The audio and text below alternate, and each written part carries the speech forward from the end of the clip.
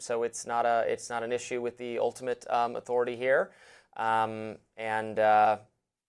he should follow the district court rulings as well. I mean, it is true that it has not so far defied Supreme Court rulings, and thank God for that. But it is true that there are people within the administration, not only Hegseth, who, as you say, are subscribing to this view that orders of lower courts can be sort of ignored until the Supreme Court renders its judgment.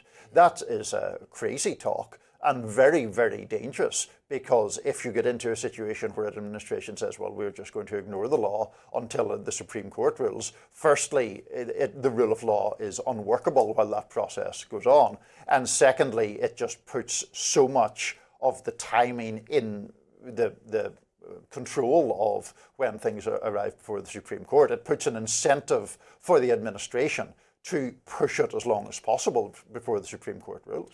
As far as the shooting of unarmed protesters goes, it did not sound to me like he was endorsing that, like he was saying that was ludicrous, the idea that he would give that order, which is a good thing. Unarmed protesters should not be shot, nor so should journalists or independent journalists. I know an independent journalist who was injured by non-lethal rounds in what was going on in L.A. That's always very bad.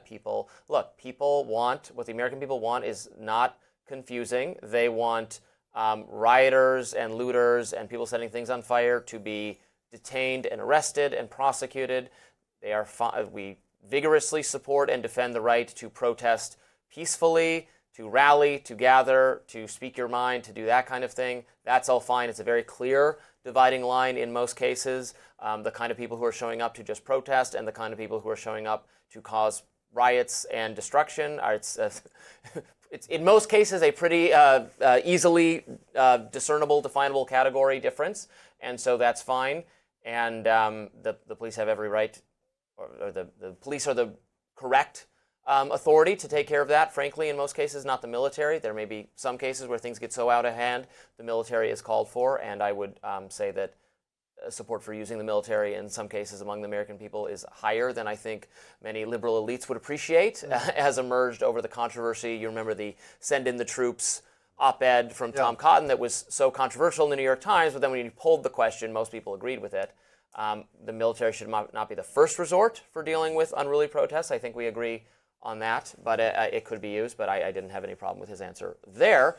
We should follow and comply with court orders, and they would save themselves a lot of trouble if they just did that. So I hope they follow all court orders, including district court orders. So I certainly endorse the idea that the police should be the main agency to quell protests or to police protests. I mean, the military that's not the military's job. That is not what the military is trained for. There is, I think, an inherently repressive symbolism, at least, to sending American troops onto the streets to crack down on protesters. I'm not a fan of that. I think it would only ever be permissible if the society itself was literally, melting down. But you're a big, you've spoken very passionately about how offensive January 6th was to you, and I also think it was very bad what happened. In response to that, it was not just it was the military came. I lived at the time I still live near the Capitol, but I lived in a building that was somewhat near the Capitol, and there was a senator who lives in that building, and there was a tank in the driveway of the building, and there were soldiers on every corner. I mean, was that? I don't think that was. Given what happened, I don't think that was improper at all. But that's consistent with what I just said, because one of the reasons that January the 6th is so offensive to me was that it was an attempt to overturn an election and therefore an existential threat to American democracy. People setting a car on fire because they don't like ICE raids is not something I approve of, but it doesn't threaten the collapse of American democracy. See, what offended me about January 6th was the destruction and the smashing and the building trespassing and which I want quelled not by any means necessary, but I want aggressively quelled. But then let me reverse the logic. So do you think it was right to deploy the Marines and the National Guard in LA because there was vandalism going on? I'm open-minded about it. I guess I don't have my mind totally made up about it. I think it was called for. I mean, the local authorities even said at the point it's gotten to now, it is called for.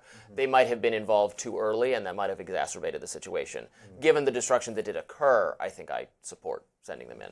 Fair enough. Well, we are going to lighter topics next because we're wondering whether your Starbucks has just got healthier. RFK Jr. says the coffee chain is jumping on the health kick bandwagon. We'll get into that next.